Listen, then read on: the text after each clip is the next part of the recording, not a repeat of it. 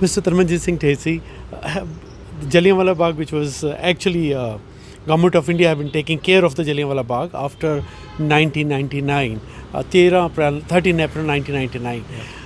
I hope you have seen the changes they have made recently to the Jallianwala Bagh on the name of renovation. What is your take on it? Well, look, at this time round, I did not have the good fortune of visiting Jallianwala Bagh. I did go to Amritsar, but with the family, with the kids. We went within the short space of time to go to Amritsar to pay our respects there. And while I was not able to visit it, I've seen various images of that. And what I would say is that it's very important to preserve history as much as possible in its original format, because we do not want to lose that history. Being a student of history, it's extremely important that whether that's artifacts, whether that's sacred scriptures, whether it's old scriptures, that all of those things, whether it's buildings, they all tell a story. That it's important that we preserve that magnificent history and that architecture. Everybody will have a different opinion. Some people like to gloss things, some people like more earthy representations, but what I would say that for all of us, the key thing is to remember the sacrifice of those individuals in Jallianwala Bagh. And the likes of me have also been pressing the UK government, the Prime Minister, to make an official apology. Unfortunately, the Prime Minister did not do so on the centenary of the Jallianwala Bagh Massacre, and that is, I think, pains not just people here in India, but pains many of us who are concerned about human rights, because the actions of those colonialists at that time and the thousands that were massacred is a stain on history. So that's why I think, look, we cannot blame the current government of the day for the failings or the barbarity of a previous government, but what we can do is try to set the record straight, just as they did in Canada with regards to the Komagata Maru incident. It's the same thing. I think in terms of Jallianwala Bagh, we missed that opportunity on the centenary, and I would request the Prime Minister of the UK to make an official apology, because that will go a long way for people to move on from that past, to make sure that they have got that due recognition of an apology in an official format. And the Prime Minister is in India in coming week. Well, look, I hope you will press him on that very issue, because some of us have not succeeded. I've pressed him on a whole load of issues, and so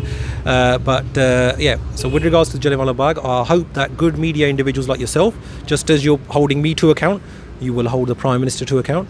I hope he does offer an apology, but it would be most befitting if he were to do so on the floor of the House. Please do not be taken in by these hate mongers.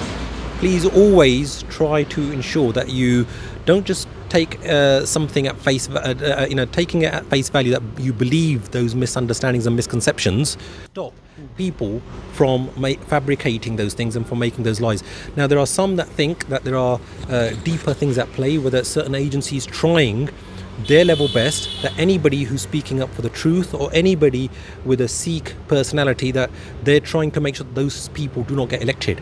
Now, what I would say to your viewers is to say that please do not be taken in by these hate mongers. Please always try to ensure that you don't just take something at taking it at face value, that you believe those misunderstandings and misconceptions. Please just look on my social media profiles. You'll be able to see what I stand for. It's all open, so anybody can go in and have a look. You can go onto my website. You can see the plethora of speeches that I've made on an array of topics, whether it's local to There Slough. are trolls too. Oh, they will continue trolling, don't worry, but there's a lot of love and support as well. As I witnessed when I came here, I'm very, very grateful to the multitude of individuals who came and honoured me with their way of that love and that showing of appreciation, especially those linked to the farmers' protests. Many other Punjabis, they, I think, are very, very proud to see an individual who wants to see the betterment of the Punjab, who wants to see greater relations between both nations, who wants to see that progress and that peace. And they are not really bothered about the negativity or the trolls and so on, because they will continue with their lies and misinformation. But the overwhelming love and affection that I've received, I am extremely indebted to individuals, whether that's now, whether that's been indeed in my tenure in public service. The likes of me, it's also very important. We want to see those ties strengthened, but we also want to see there to be love and affection for all communities. So when we see positive news about India, that fills us with a great deal of pride that, look, the Punjab is progressing, the nation's so on. So, Mr. Dhesi, this is the country of your region, and how do you take India as your country, and what you can contribute? Yeah, well, look, I'm born and brought up in the UK, so I would always want the UK to progress. I'm a British citizen, so I would want the betterment of our country, and that's something that is very, very important to me.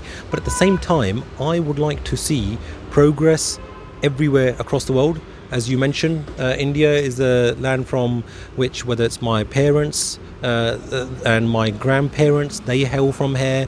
My grandparents who lived in the village here in the Punjab, for them, India is very important, and therefore to the likes of me, it's also very important. We want to see those ties strengthened, but we also want to see there to be love and affection for all communities. So when we see positive news about India, that fills us with a great deal of pride that, look, the Punjab is progressing, the nation's so on. But if there are negative things, when there are certain things against certain minorities, I mean, I was very, very dismayed to read recent news about young Sikh children, especially young Sikh girls, not being able to go into particular schools wearing their dastar or wearing their chunni, or whether it's indeed young Muslim girls not being able to go and study with their hijab. These sort of things are not good. We need to make sure that not only do we call that out, but we push the respective governments, we push those elected officials to ensure that those policies are implemented which increase community cohesion rather than increase hatred amongst people. So we, especially as Sikhs, we are taught from a young age to stand up for our own rights as well as stand up for the rights of all. Sarbat da Bhala, work for the betterment of all, regardless of gender, background, race, colour or creed. That's the way, that's the Sikh ethos. So we need to stay true to that. That may not please everybody. There will be haters who will say, look, why are you standing up for such a particular community? Why are you saying this? But my job is to stand up for all minorities. When there were certain issues in Sri Lanka, for example, a neighbouring nation to India, where minorities there, the Hindus or the Christians or the Muslims, there were certain policies which were acting against their interests. It was this member of parliament who spoke up in parliament, addressed those issues. When there were issues with regards to the minorities or the farmers here in India, I raised those issues. If you go onto my social media profiles, you will see when another neighbouring nation of yours in Pakistan, when there were attacks or anything else happening towards the minorities there, I raise those issues. This also happens in even the United Kingdom. It happens in the United Kingdom. So likes of me, do not even let go of those issues. Human rights and the ability for everybody to progress. If something that the UK government does wrong, the likes of me call it out, standing on the floor of the parliament as well. So that's the way that we've been brought up. That's what we will continue to do. So that's my job.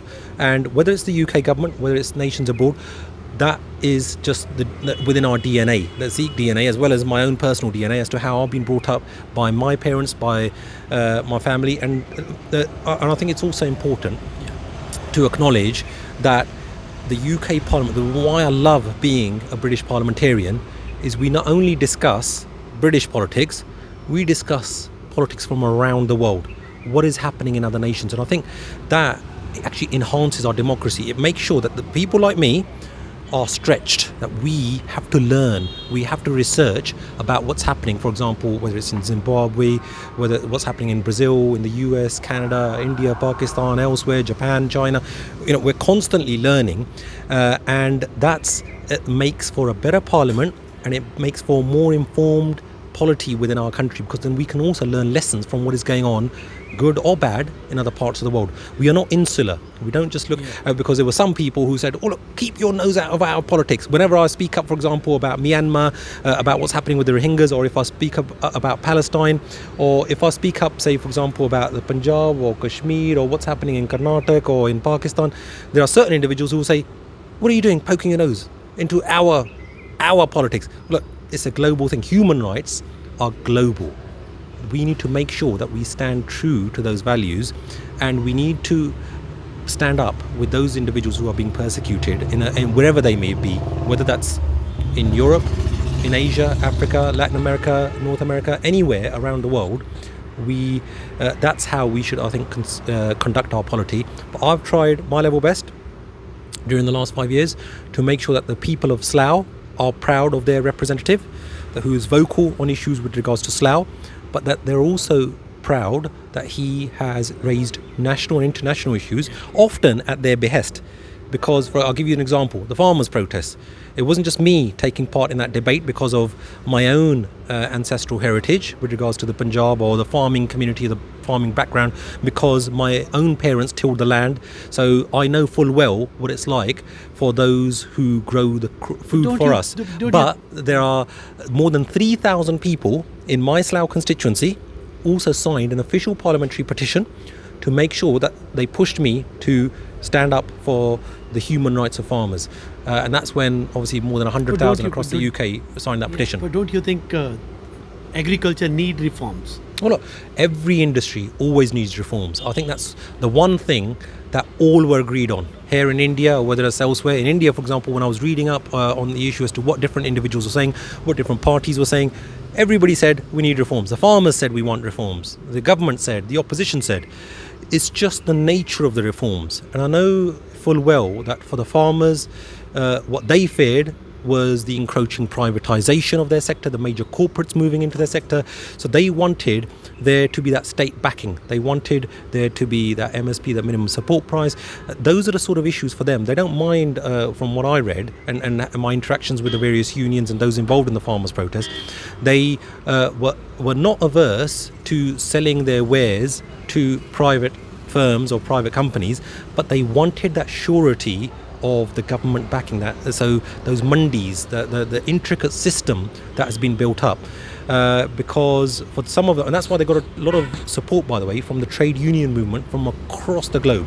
You know, in the UK, I know that the likes of the Unite, Unison, GMB, others, and the Trade Union Congress, which is a very powerful institution within the UK, they all came together to express their solidarity. There were events, there were discussions and debates, because many of those individuals had realised where privatisation had led farming to, where certain individuals who were involved are no longer involved.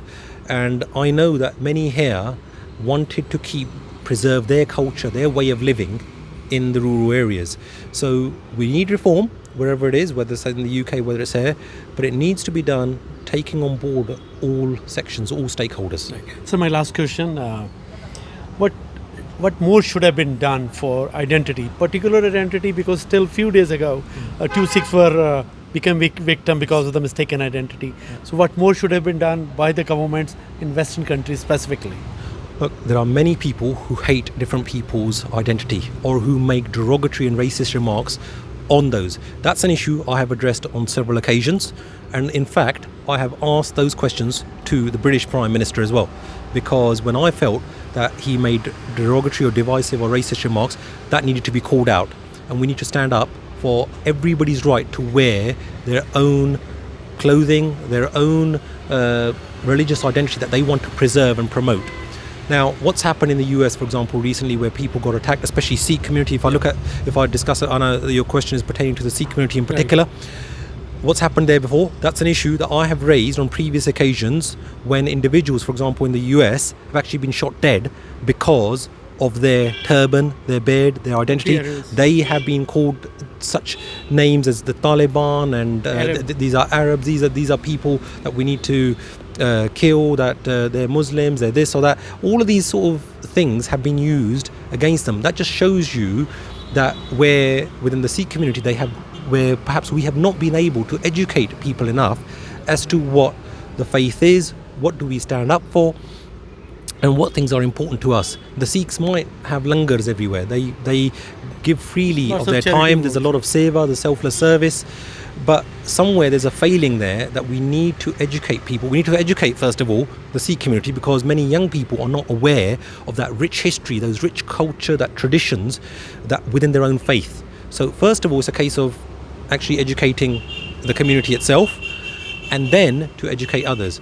You talked about measures. When I served as mayor previously within the town of Gravesham, that's where I actually led on a community project to ensure that there was a statue of a turbaned Sikh soldier in the town of Gravesend. And if anybody goes there, they will see this magnificent statue to Squadron Leader Puji, which actually symbolises not just a turban Sikh, but it symbolises those from around the world who contributed to the freedom of Britain. What did that do? One, that made young Sikhs or Sikh community more widely proud of their identity, that with their turban and beard, with that identity, that they can actually achieve great things. They can achieve recognition on such level that they can have statues of themselves put up. But also, it was to make sure that that statue is living history, that those from the majority community would also realise that that the freedom of the country, of their country, has come about because of the incredible contribution of people from around the world, people from Africa, from the Caribbean, from Asia. I mean, the British Indian Army, for example, was the largest volunteer army in history. The Sikh community itself, tens of thousands of people gave their lives. Tens of thousands more were injured during both world wars. So that's something that we need to bring out. And in that same vein, since I became elected to Parliament in 2017, I have led on a project called the National Sikh War Memorial. We have got a trust that's set up. Andrew Fain is our chairman, so we make sure that it is a British Sikh initiative.